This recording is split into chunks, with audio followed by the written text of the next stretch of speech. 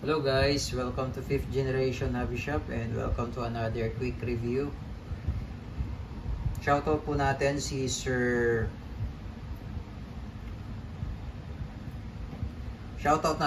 Mark Ferry. Welcome to 5th generation hobby shop, sir.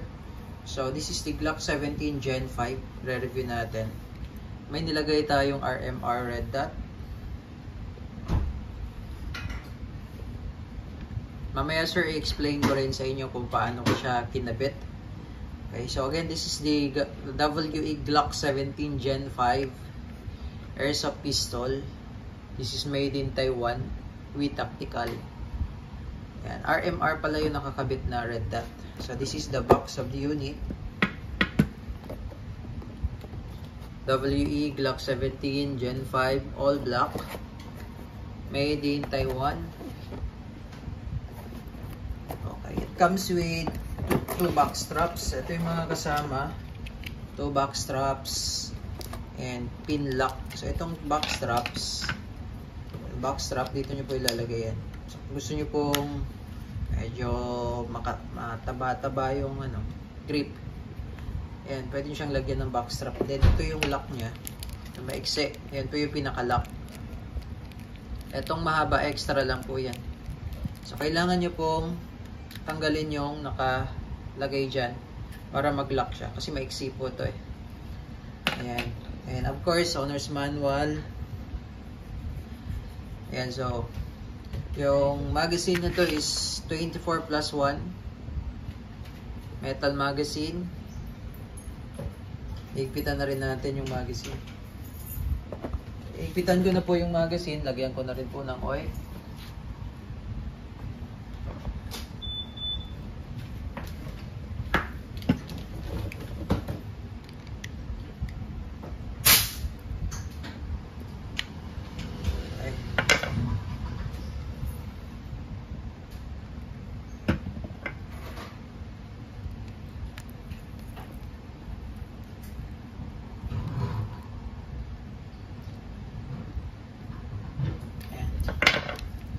Ito yung inlet.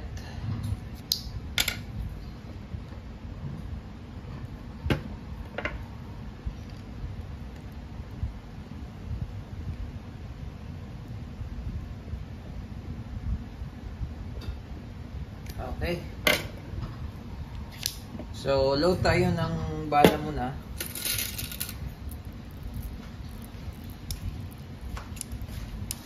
Double stock. Kailangan alternating po yung bala. Kailangan walang space kasi magmi-misfeed po pag may space. Yan. 24 rounder pero recommended load po at least 12 lang or 15 para yung spring hindi agad lalambot. Then it comes with free.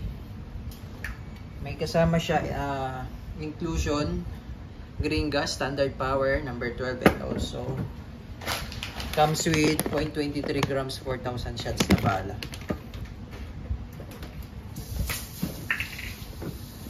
So, inverted position dapat sir, yung pagkakarga ng gas. Inverted position 3 to 5 seconds lang. Okay. And then, ito, yung red dot nya. This is RMR. So, explain ko lang sa inyo kung paano siya i-operate. So, itong plus button na yan, yan yung sa on, no? So, ito naka-on na siya. So, kung papatayin mo yung red dot, push up, press mo lang tong minus button. Yan, so namatay siya. Pagka ito namang plus, power on, then pag gusto nyong lakasan yung ilaw, ayan, lumalakas siya, di ba? Kanina, mahina lang yun. So, pag hihinaan mo naman, minus lang. Ayan, hihinaan mo siya. Ayan. So, hanggang sa mamatay yung dot, yung red dot. Tapos, pag lalakasan mo, plus lang, plus. Ayan. Ayan yung level 1, level 2, level 3, level 4, level 5. Hanggang level 5 pala yung ano nito. Yung ilaw, ayan, lakas niya. Ayan yung pinakamalakas. Level 4, level 3, level 2, level 1. 1 off. Hanggang level 5. Ngayon, ang kung paano ko siya kinabit, bali binaklas ko yung slide. So pagka magbabaklas kayo ng slide, kailangan walang magazine. Tapos ikasan nyo muna. Yan. Pagkakasan nyo, itong disassembly latch, ito, kabilaan po yan, kailangan ibababa nyo. Push mo pababa. Then hold, then slide. Yan. So dito, may nakakabit yan na rear sight. Pakita ko lang sa inyo yung Glock 17. So bali ito yung Glock 17 Gen 5. Bali tinanggal natin yung pinaka rear sight. Itong sight niya, ito yun. So bali tinanggal na natin. Sa ilalim niyan, basin ko no. Sa ilalim niyan, merong screw. Ayan, yung screw na yan, yan yung tinanggal natin para maalis natin to, yung rear sight. Ayan. So ngayon, pinalis natin yung screw na yon, and then nilagyan natin siya ng plate. Itong nasa ilalim niya, pinagkabitan. Ito, plate yan. Ayan. Ayan yung plate. Yung pinaka-plate na yan, ito yan. Okay, so sa inyo.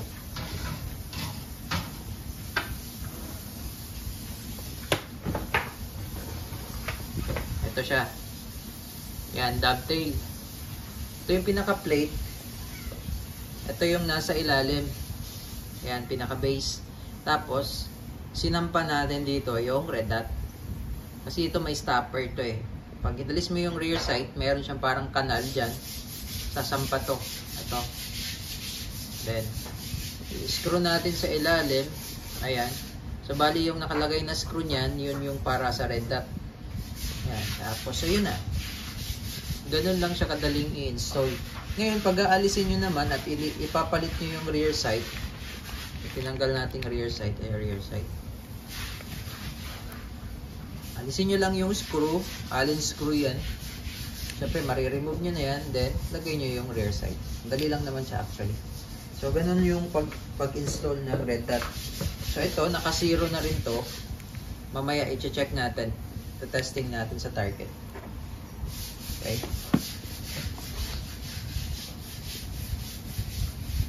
Lagyan ko na rin to ng oil dahil binakslas na natin.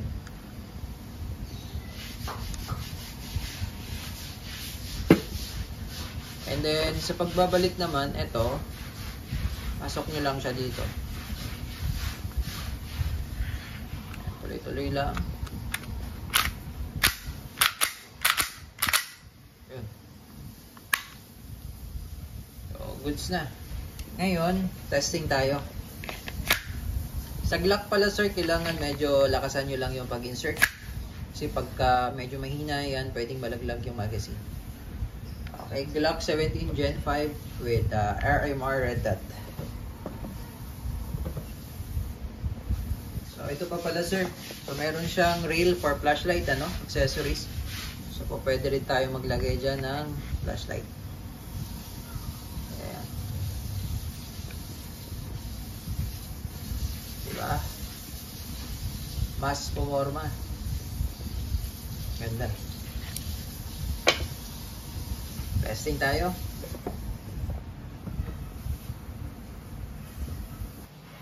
Testing sir, Glock 17 Gen 5. Check natin yung red dot. Yun. So level 1 lang. Lakas naman siya. Check natin kung naka 0. 2 meters away from the target. Ganda. So 0. Level 2. Yan, medyo malakas-lakas yung level 2.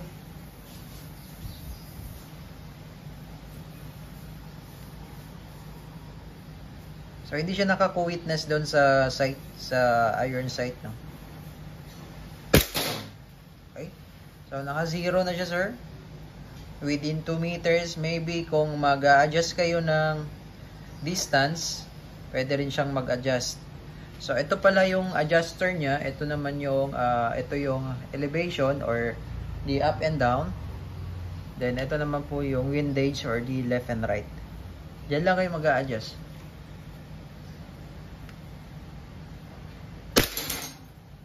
Okay, goods.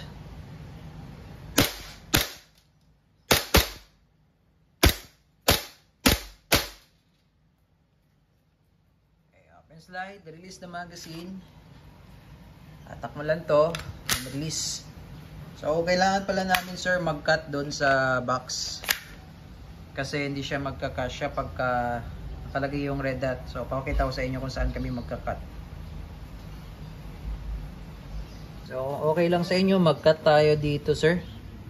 Para mag-fit lang yung unit. Pero kung gusto nyo, meron tayong available na clock case. So, meron tayong available na clock case. Tan color ang available natin. So, pwede natin dito ilagay. So, kung gusto nyo pong i-avail yung case, mas okay kasi mas kasya. Yan. So, again, this is the WE Glock 17 Gen 5 Airsoft Pistol.